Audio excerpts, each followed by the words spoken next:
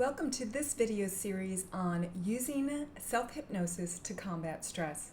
I'm Lindley Craig, NLP trainer, and I'll be your guide through this particular video training on self-hypnosis. So let's begin. So just an overview of what we're going to learn in this particular video training.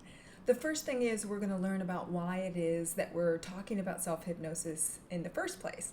And then we're going to learn about what self-hypnosis is and how we can use it in our lives to overcome the stress.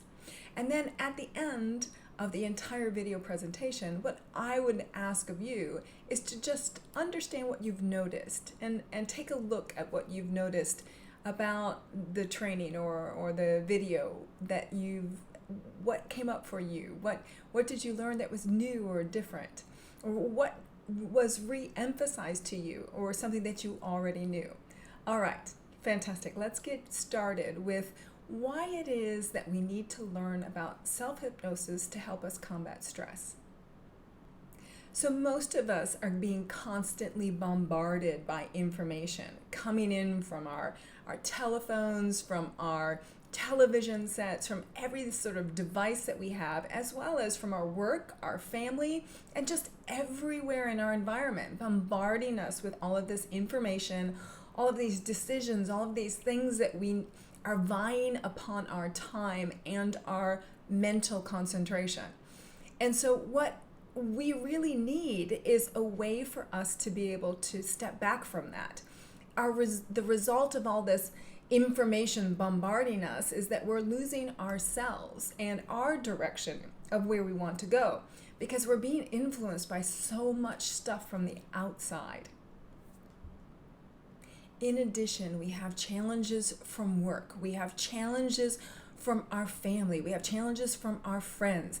In addition to that, we have all of these things that are environmental things, challenges like our computer crashing or the train breaking down on the way to work or our car not being able to start. Whatever it is, we have all of these challenges that are going on.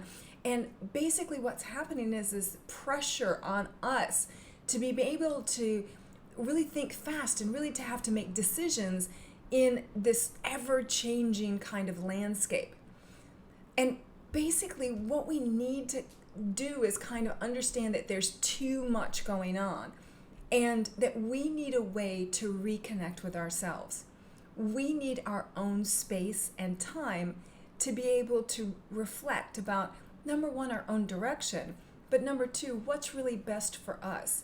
And the only way that we can do that is if we check in. And self-hypnosis can do that. So self-hypnosis can overcome all this stress in our lives by reconnecting with what we really want and what's truly in our best interest. All right, so let's look at what self-hypnosis really is. So what you probably don't understand is that self-hypnosis is a daily experience. We put ourselves through a state of hypnosis every single day.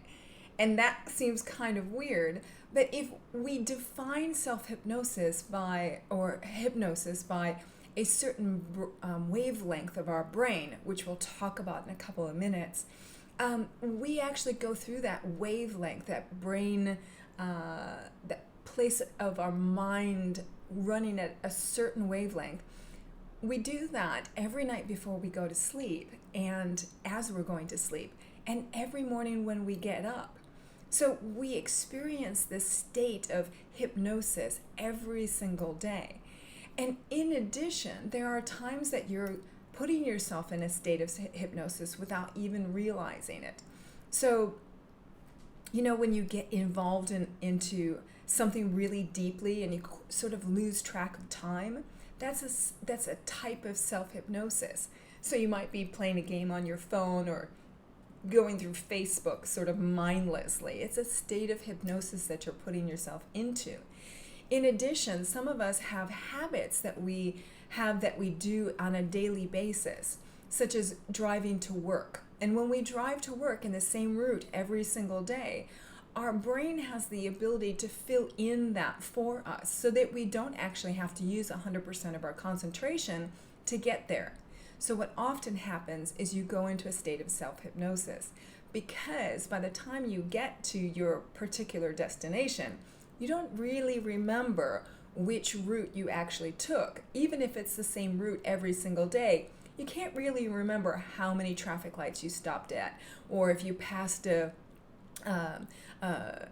pedestrian on the side of the road, or anything else that goes on in that particular trip, because your brain is generalizing all of the trips together, and it's kind of putting you in this state of self-hypnosis.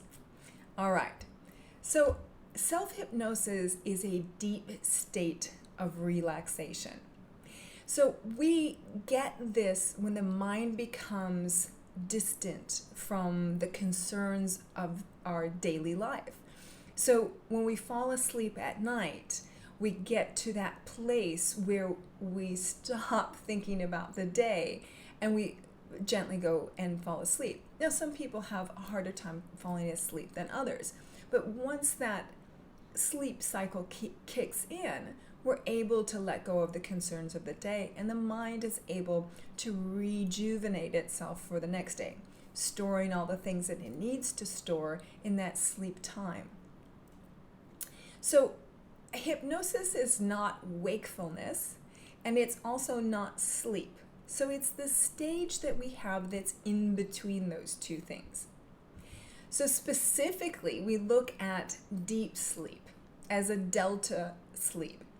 And that has a particular wavelength that we look at when we're in a very deep sleep. So some of you might know people who sleep really, really soundly. And it's like, a thunderstorm could be going on and lightning's crashing and they'll never wake up. Or like the house could be on fire, but they're not going to wake up because they're in such a deep sleep. Now, my husband is one of these kinds of people who can sleep in that deep, deep sleep. So I think I'm more like a deep meditation, dreaming kind of sleep. So I think I'm more of a theta sleeper, that I don't really go into deep sleep that much. And the reason I believe that is because of the fact that most things can wake me up. The sound of a dog barking outside at 2 o'clock in the morning will wake me up. And I think maybe that might have something to do with my sense of security. So another area, another wavelength that we look at is visualization or meditation. So when we sit down to meditate or to visualize like a goal that we have or an event that we're going to do, and we're visualizing a future event in our head now, those are the kinds of things that this alpha state happen and are really good for. Now, the difference between meditation at a alpha state and meditation at a theta state is kind of like whether you're a monk or not. So if you've been practicing meditation for years and you're really good at it, you might be in that theta state when you actually practice meditation. Whereas most people, when they start practicing meditation, might be at the alpha state instead. All right, and so then we have beta, of course. Beta is our normal waking awareness, and that's what we kind of are in on a regular basis. So there's lots of things that you can call self-hypnosis. And it kind of depends on what the goal is for what you're doing. So for example, we have something like meditation. And meditation, the goal and the specific thing about meditation isn't necessarily to clear your mind, but it's to train your mind that when it wanders off, to bring it back to a specific point, a specific thing that you're concentrating on. So in meditation, we're concentrating on maybe a light or a mantra or something that's going on. And then when our mind actually does wander off of that, meditation is about the discipline of moving it back to that one point. Now, trance is something a little bit different. Trance can be a very guided kind of process where you're either listening to somebody else's voice or your own voice, where you're putting yourself into a trance for a more therapeutic kind of thing. So you might be using trance to be able to overcome some trauma in your life or overcome some habit that you have or things like that. So you might be using a trance-like state to be able to maybe even explore the answers to some questions. And by putting yourself into this trance-like state, you are able to get there better. So then you have this thing called in the zone. And in the zone is often used with athletes as well as sort of peak performance kinds of people. And this is all about the fact that when you're in a zone, you're in that same kind of brainwave length where you have complete focus and concentration on this one particular thing. And so what ends up happening is that you're you know how we talked about sort of a sense of deep relaxation is one of the things about hypnosis, but it's the letting go of all of the concerns, as well as an amazing sense of concentration. So those are the things that code together when we're looking at being in the zone. But that's a very directed way of being in the zone. It's about performance. It's about creating something that is maybe a future thing that you're doing, a future event or something like that. So then we have self-hypnosis. And self-hypnosis can be like meditation, but it's most often used as for goal kinds of work. So you have a goal in the future and you want to get there, and you're using self-hypnosis to help you along the way. So to remind you, for example, of your inner resources or your external resources, or to remind you of the things that you need to focus your mind on. So these are the kinds of things. Now, self-hypnosis can be just like trance. It can be guided, whereas you're listening to something like a speaker or something like that that's on a particular track, or you can do yourself a self-hypnosis guiding. So going through or reading even self-hypnosis. And so I remember when I first learned about hypnotherapy and hypnosis in my NLP course, and I was reading the hypnotherapy scripts in the train, and I actually put myself into a trance because I missed my train stop by 6 stops because I had been so concentrated on just reading these hypnotherapy scripts that I kind of put myself into my own little self-hypnosis trance or self-hypnosis state. So it was actually quite funny. But so that kind of gives you an idea of what hypnotherapy or what self-hypnosis is all about, and how you can use it in different ways depending on what your goal is, what you're trying to achieve. So let's now look at what is it that we can do in self-help hypnosis. What is it that we can do, and how do you actually do it? All right. To be able to do hypnotherapy on yourself or self-hypnosis, what we want to do is we want to kind of look at a couple of things that will help us to be able to get there in that space. So the first thing we want to look at is body position. So you can do self-hypnosis either in a laying down position or in a sitting up position. So whichever is more comfortable for you, you just choose which one you prefer. So the other thing is that there's a lot of people in self-hypnosis who have seen people sort of like in a yoga position where, sort of they have all their legs crossed and things like that, and they might have their hands out or whatever in like a lotus position or things like that. So one of the things that's very interesting for people who study self-hypnosis or hypnotherapy is that they prefer you to have your legs uncrossed and your hands at your sides, whether you're laying or sitting, because of the fact that when your legs are crossed or your hands are crossed or touching, they believe that there is a circuitry that's going on through your brain that's getting crossed. And so it's better if you don't have that crossed. So it's up to you. If you want to sit in lotus position, then fine, no problem. It's just that some people believe that it's better to have your legs uncrossed and your arms uncrossed. So the next thing that you need to do is, of course, relax all your muscles. So we do this normally by our breath. So breathing from the abdomen, allowing our breath to guide our bodies to relax and to take time to relax, and relaxing all of the muscles in the body. Some people prefer to go from the head down to the toes. Others prefer to go from the toes up to the head. So it doesn't matter which way you go, but the idea is to start from the top of your head or from the bottom of your feet and just go up or down and go through each section of your body and mentally just relax that section of your body. And you do this as you're breathing really calmly, breathing from the abdomen, and just putting every breath into relaxing.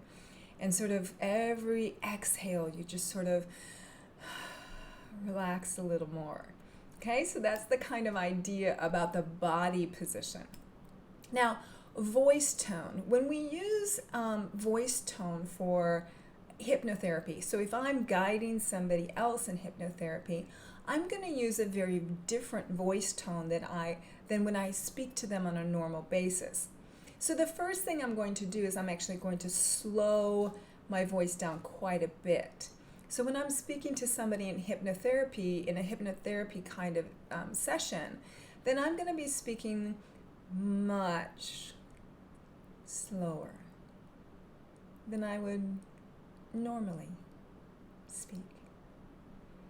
And I would probably drop my voice tone so that I'm speaking perhaps a little bit softer.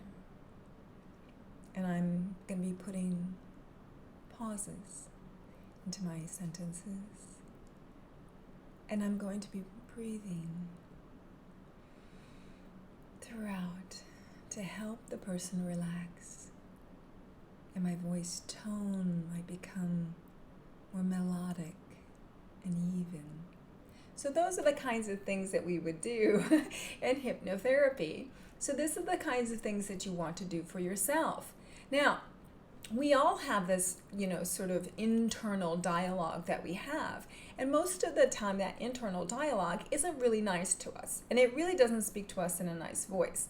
So the key here is to make sure that you're speaking to yourself when you're doing self-hypnosis. You're speaking to yourself in a nice, calm voice. You're looking for a nurturing voice, a loving voice, a caring voice, a voice that really nurtures and cares for you. And sometimes you need to make those voices up, because for some of us, we don't always have people in our lives that have cared for us and nurtured us in that kind of way. So we kind of have to make up our own little voice to do that for us. So this is the great time to be able to do that, to make up your own little nurturing voice, is when you do self-hypnosis. So you're going to speak slowly, breathe softer, comforting, nurturing kind of voice, and have your body position relaxed. And you're breathing from your abdomen and your body in either a laying or sitting position. And that gets you started for the NLP self-hypnosis. So there's a couple of different techniques that you can do to be able to do self-hypnosis. Now, one of those things is to talk to yourself out loud. So some people might consider this like mantras, like the mantra, in every day, in every way, I'm getting better and better. Every day, in every way, I'm getting better and better. Every day, in every way, I'm getting better and better. And if you go into a mantra like that, that's kind of like one of those meditation kinds of things where we're speaking a specific mantra that puts us into a zone of self-hypnosis by just over and over and over and just concentrating and relaxing through that certain mantra that you use. So another one that's kind of an interesting one is, the universe renews my life every day in every way.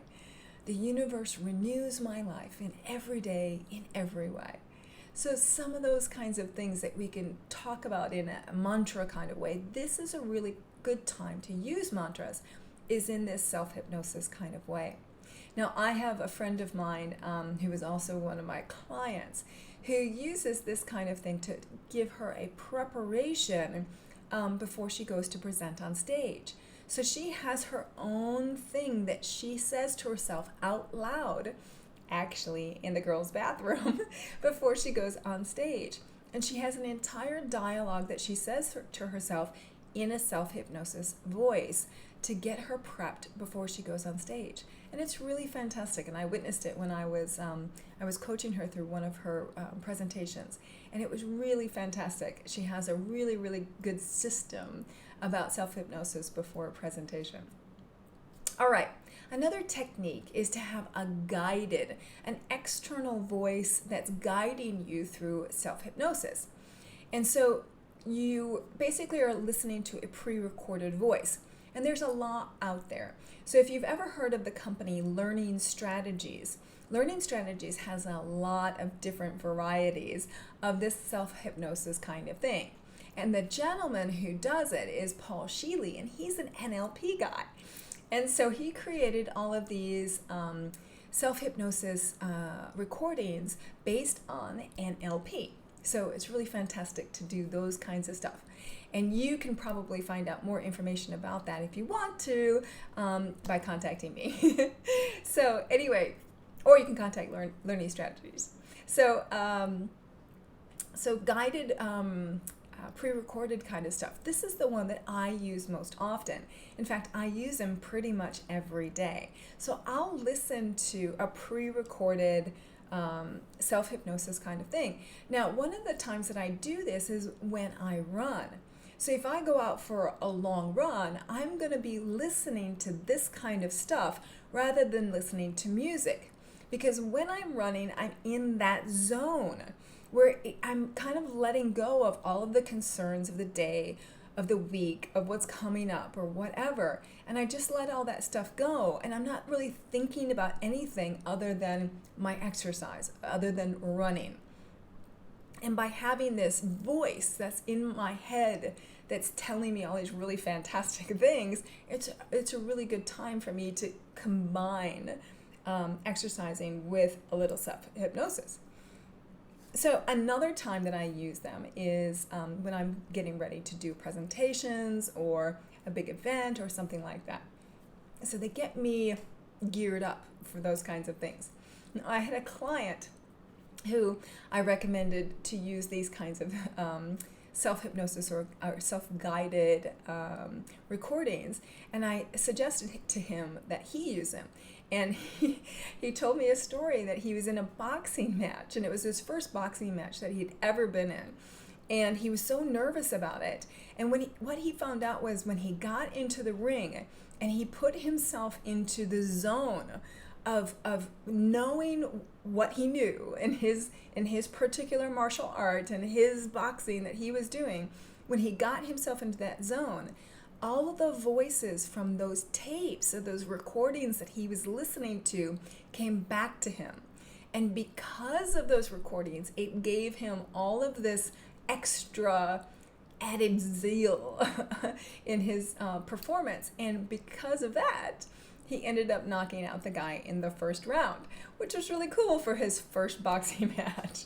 So repetition of these self-hypnosis things, whether it's something that you do on your own for yourself, or that you say out loud, or that you're having a self-guided thing, then repetition of it actually sticks into your mind. It comes up in the coolest times, right when you need it. All right, so another way to do self-hypnosis is combine the first two together and record your own voice using scripts that you create for yourself or scripts from hypnotherapy books. So that's a really cool system that you can do. Now, there is some really great software like GarageBand, or just a voice recording that you have on your phone. And what you want to do is you just put that voice recording in, and And you can listen to it all the time. Now, the cool thing about GarageBand, though, is that you can put a track of music with it. So you can have this nice melodic music in the background, and it's best that it's melodic and repetitious, and that it doesn't have any words in it. And so that the music assists while you're going through your own voice, telling you the things you want it to tell you. So these are things that that what you want to do is make sure that you have the soothing voice for yourself. The tone of voice. Remember about having that tone of voice that's more caring and nurturing. And then making sure that when you're talking to yourself, that you're talking to yourself in exactly the way that you think is going to motivate you to do whatever it is that you want to do, or whatever the goal is for that particular self-hypnosis session. So, as I said, you can use your own scripts that you write yourself, or you can get scripts from books. And you can also look up online some hypnotherapy kinds of scripts and see if you can borrow some of those and then modify them to your own liking, to the way you would talk to yourself. The cool thing about this particular technique is that your own voice obviously is something that you recognize, something that you're going to believe in, something that is great for you. So I use my own ones specifically for medical stuff. So I'm not a really good person who loves MRI tubes very much. And anytime that I've ever been in an MRI tube, I've actually wanted to have my self-recorded stuff that I can plug into my ears, but of course you can't, because you can't put your stuff in your ear. So I've actually memorized some, and I've put myself into a 20-minute trance, however long that little MRI scan had to take. And I would put myself into a trance in using self-hypnosis, so that when they pulled me out, that I was perfectly relaxed. But it's kind of the only way that I can do MRIs. And when I have surgery, I have a specific playlist on my iPhone that I put into my ears as soon as I get out of surgery, because it's the only thing that calms me down. And I get really excited after a surgery, as a kind of a thing that happened to me a long time ago, that it kind of makes me a little bit nervous. I sort of flatlined after a surgery, and I guess my body's kind of afraid to do that over again. So I put the headsets in to keep me relaxed and calm, and sometimes it actually puts me to sleep. And that's actually really funny, but that's the way I actually started this. I used to have this really bad pain in my left leg that went on for about a decade. And one of the ways that I was able to sit on a plane for any length of time, which was the most excruciating, painful thing for me at that time, the only way I would be able to get through it is by listening to my own voice in a self-hypnotherapy kind of way. And that would keep me calm, and it keep me relaxed, and it would keep the pain down. So those are the kinds of things that I've used my own self-recorded things for. All right. The last thing that I want you to think about is what you say to yourself when you're doing either your own recording to yourself or your own out loud kind of stuff. So what you want to say to yourself is you want to be able to guide yourself very easily into hypnotherapy or into this hypnosis. So saying things like, while you sit there relaxing, listening to my voice.